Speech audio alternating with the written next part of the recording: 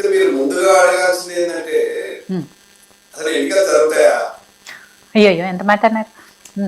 ఎంత మాట కాదు అంటే నేను ఎందుకు చెప్తున్నా అంటే ఇప్పుడు మేము చదువుకునేటప్పుడు ఎక్కువగా షేక్స్పియర్ నాటకాలు చదివేది.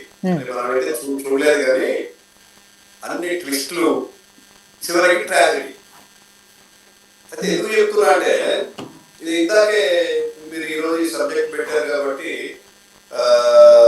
ఐఏఎస్ రిటైర్డ్ చిరంజీవి గారు మా జిల్లా నాయకులు ఆయన ఇంటర్వ్యూ చూశారు.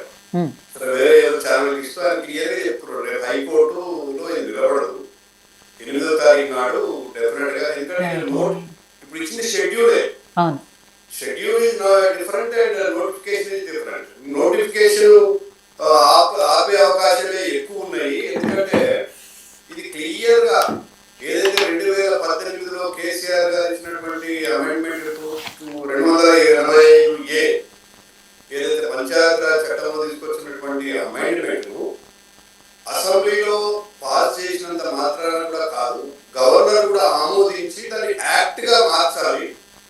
ఇప్పుడు కేవలం జీవో ఇస్తే అది నిలబడదు 100%. వీళ్ళు రేపు హైకోర్టు ఆపే అవకాశాలు ఎక్కువ ఉన్నాయి అంటే ఇప్పుడు ఆయన కూడా చెప్తున్నాడు మేము పోరాటం చేస్తాము, మేము కూడా ఇంప్లీడ్ అయ్యి కొట్లాడతాము. కానీ టెక్నికల్ గా జరగబోయేది అది. ఇప్పుడు రాజ్యాంగంలో లేని దాన్ని వీళ్ళు అంటే మేము ఏదో ప్రజలకు మా అంత కమిట్మెంట్ ఇంకొకరు లేదు. 42% కోసం మేము చూడండి ఎన్ని పోరాటాలు చేస్తున్నాము, ఎన్ని రకాలుగా మేము జిమ్మిక్కులు చేస్తున్నాం అని చెప్పేసి కేవలము మభ్య పెట్టడం కోసము ఆడుతున్నటువంటి షేక్స్పియర్ డ్రామా. క్లియర్ చెప్పారు నేను కూడా. ఎందుకంటే ఇప్పుడు జనగణన చేసినారు, అది తప్పులో తడక అని చెప్పేసి లేకపోతే చట్టబద్ధత లేదని రకరకాలుగా మనం చూసాం. ఇదే బీసీ సంఘాలను కూడా గొడవ చేసినాయి.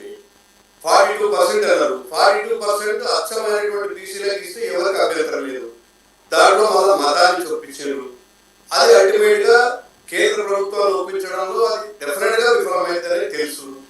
అంటే తెలిసే 42% కూడా ఆల్రెడీ క్యాప్ ఉంది, 50% క్యాప్ ఉంది సుప్రీంకోర్టులో రిజర్వేషన్స్ మీద.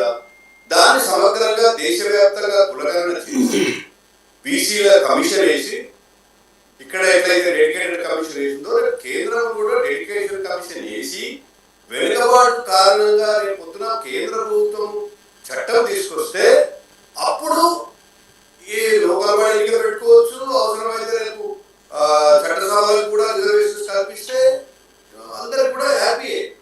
మేము ఎవరు ఏదో బీసీల మీద వ్యతిరేకతతో మాట్లాడలేదు. చేసేది ఏదైనా కూడా కేవలము మేము ఎన్నికల ముందు హామీ ఇచ్చినాం కాబట్టి ఇగో మేము ప్రయత్నం చేస్తున్నాము, లేకపోతే మేము కొట్లాడుతున్నాము, ఏదైనా ఎన్నికలు పెడతామని. నిన్న కోర్టు కూడా ఏం చెప్పిందండి, జడ్జీలు క్లియర్ గా మీరు చట్టాన్ని సవరించకుండా గవర్నర్ ఆమోదం లేకుండా కారణం ఏదైనా కావచ్చు, గవర్నర్ టైం తీసుకుంటున్నా లేకుంటే గవర్నర్ లీగల్ ఒపీనియన్ పంపించిన ఏదైనా కావచ్చు, గవర్నర్ ఆమోదం లేకుండా మళ్ళీ జీవో ఎట్టిస్తారు ఎన్నికల కోసం. సో ఇది ఆయన ప్రశ్నించారు. 8 నాడు రివ్యూ చేస్తాము. స్టే ఇచ్చినా ఇవ్వకుండా కూడా ఇక కేవలం ఒక రోజు ముందు మళ్ళా ఏరికి వస్తుంది. కాబట్టి 99% వారు చిరంజీవి గారు చెప్పినట్టుగానే ఇతర మేధావులందరూ చెప్తున్నారు, ఇతర లీగల్ ఎక్స్పర్ట్స్ అందరూ చెప్తున్నారు. సరే ఇప్పుడు మేము ఒకవేళ ఏదైనా అద్భుతం జరిగి ఎన్నికలు వచ్చినట్టుకోండి, మేము రెడీ ఉన్నాము, మా ఆల్రెడీ పార్టీని సంసిద్ధం చేస్తున్నాము. మేము జిల్లా స్థాయిలో మండల స్థాయిలో ఇప్పటికే గ్రౌండ్ వర్క్ చేసుకున్నాము. ఈ రిజర్వేషన్స్ ఏ వచ్చినా కూడా మా అభ్యర్థులను ఏబిసి కేటగిరీలుగా విభజించుకొని ఆల్రెడీ మేము ప్రిపేర్ అయి ఉన్నాము. 100% ఈ ప్రభుత్వాన్ని ఎదుర్కొంటాము. ఈసారి ఎప్పుడూ లేని విధంగా అంటే ఇప్పుడు మనం చట్టసభలోనే గతంలో తెలంగాణలో మాకు సీట్లు వచ్చాయి. అటు అసెంబ్లీలో ఏదో కొన్ని వచ్చినా కూడా పార్లమెంట్కు గతంలో కూడా 4 సీట్లు సొంతంగా గెలుచుకున్నాం. తర్వాత 8 సీట్లు మొన్న గెలిచాం.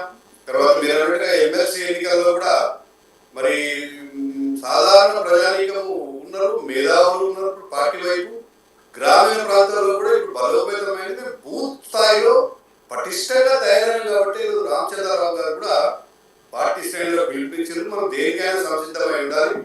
ఎన్నికలు నోటిఫికేషన్ ఇచ్చారు కాబట్టి జరుగుతాయి అనుకుని ప్రిపేర్ కావాలి. దాని ప్రకారం మేము ఆల్రెడీ గ్రౌండ్ వర్క్ చేస్తున్నాము. మేము ఫైట్ చేస్తాము. ఈ ప్రభుత్వం ఏదైతే అనుసరించినటువంటి విధానాలు ఉన్నాయో ప్రతి రంగంలో ఫెయిల్యూర్స్.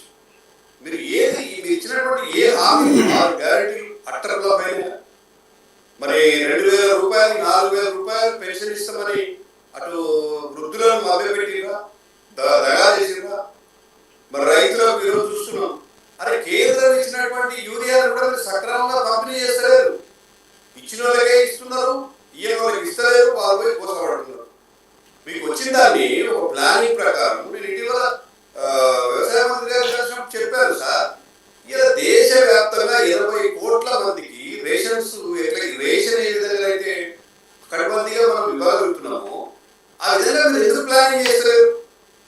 ఇప్పుడు మీరు చూడండి, ఇప్పుడు యూరియా అంతా కూడా ఎకరాకు సపోజ్ 4 బస్తాల కన్నా ఎక్కువ అవసరం లేదు. మ్యాక్సిమం 2-3 బస్తాలు కొందరు అయితే దాంట్లో కూడా ఒకసారి వాడరు. దాని ప్లానింగ్ ప్రకారం ఈ నెలలో 1 బస్తా, నెక్స్ట్ మంత్ లో 2 బస్తాలు, లేకుంటే కలుపు తీసిన తర్వాత ఉంటాయి కదా. ఆ షెడ్యూల్ ప్రకారం వచ్చిన దానికి వచ్చినట్టు కానీ సక్రమంగా పంపిణీ చేస్తుంటే ఈరోజు సమస్య వచ్చేది కాదు. కాబట్టి అన్ని ఫెయిల్యూర్స్ అయ్యి మీరు ఏది తీసుకున్నా కూడా కాంగ్రెస్ పార్టీ ఏ ముఖం పెట్టుకుని పోయి ఓట్లాడుతుందండి? ఏం సాధించడం చేస్తారు? ఇలా 42% కూడా నేను చెప్తున్నాను, 8th నాడు ఒకవేళ ఏదైనా వస్తే అది డెఫినెట్ గా గుర్తిస్తారు. అరే ఇది కావాలని మమ్మల్ని అందరినీ కూడా ఫూల్స్ చేయడం కోసం మభ్యపెట్టి ఇవాళ మేము ఏదో చేస్తుంటే మిగతా వారు అడ్డుపడుతున్నారు. మిగతా వాళ్ళు ఎవరు అడ్డుపడుతున్నారు చెప్పండి? పొలిటికల్ పార్టీలు అయితే ఏమి కూడా కోర్టు పోలేదు. కొందరు ఓసీ సంఘాలు వాళ్ళు పోయిండ్రు. రాజ్యాంగంలో వాళ్ళకి హక్కు ఉంది. కోర్టులో ఎవరైనా కూడా ప్రభుత్వం ఇచ్చినటువంటి జీవోల మీద లేకుంటే ఆర్డినెన్స్ల మీద డెఫినెట్ గా వాళ్ళు వేసే హక్కు ఉంది. మీరు వేయొద్దు అంటే ఎవరు వింటారండి? ఎందుకు వింటారు? వీళ్ళు ప్రభుత్వం ఆలోచన, ప్రజల ఆలోచన ఒకటే ఉండాలని ఏముంది? కాబట్టి మేము అనుకునేది ఏంటంటే, ఒకటి ఎన్నికలు జరుగుతాయి అని అయితే 100% జరగాలని నేను కోరుకుంటున్నాను. బీసీలకు నిజంగా కూడా 40% రిజర్వేషన్ ఇచ్చి బీసీలకు మళ్ళా ముస్లింస్ కలిపి ఇవ్వాలని మాత్రం నేను కోరుకోవడం లేదు. బీసీలకే టికెట్లు ఇవ్వండి. మిగతా ఈవెన్ ఓపెన్ సీట్లలో కూడా బీసీలు ఎక్కువ ఆ గ్రామంలో ఎక్కువ బీసీలు ఉంటే బీసీలకు టికెట్లు ఇవ్వండి. మేము ఆల్రెడీ 46% మా పార్టీ తరఫున టికెట్లు ఇస్తామని అనౌన్స్ చేసినాం. ఇందులో ఉన్నది ఏంటంటే, రేపు ఒకవేళ హైకోర్టు ఆపినా కూడా నోటిఫికేషన్ షెడ్యూల్ ఏదైతే ఇచ్చారో దీని ప్రకారం నోటిఫికేషన్ కూడా ఇచ్చే ఆస్కారం కూడా ఉంది 100%. ఎట్లా? ఇంతకుముందే కాంగ్రెస్ పార్టీ చెప్పింది కదా, కూడా స్వయంగా చెప్పారు కదా, ఒకవేళ ఇది ఇవ్వలేకపోతే మేము పార్టీ పరంగా ఇస్తామన్నారు 42%. మీరు ఇవ్వండి, 32% బీసీలకు, 10% ఎట్లా ముస్లింస్కి ఇస్తారు. మేము 46% బీసీలకు ఇస్తాం, ఫైట్ చేస్తాము. మీరు ఏం చెప్తారు ప్రజలకు అప్పుడు? మీరు ఏదైతే కాంగ్రెస్ పార్టీ ఆడుతున్నటువంటి ఈ యొక్క రక్తి కట్టే డ్రామా ఏదైతుందో చివరికి మాత్రం ట్రాజడీయే. షేక్స్పియర్ ని గుర్తు చేసుకోవాల్సిందే. నేను చెప్తున్నాను, ఇది క్లియర్ గా నాకు ఉన్నటువంటి. రైట్. సో యాదగిరి గారు, సో బీజేపీ స్థానిక సంస్థల ఎలక్షన్లకు ఎలా ప్రిపేర్ అవుతుంది అని నరసింహనాయుడు గారిని అడిగితే, సరే ఎలక్షన్ ఎప్పుడు వచ్చినా కూడా బీజేపీ అత్యధిక స్థానాలు గెలుచుకుంటుంది అనుకుంటూనే ఆయన ఒక పెద్ద డౌట్ రేస్ చేశారు. అసలు ముందు ఎన్నిక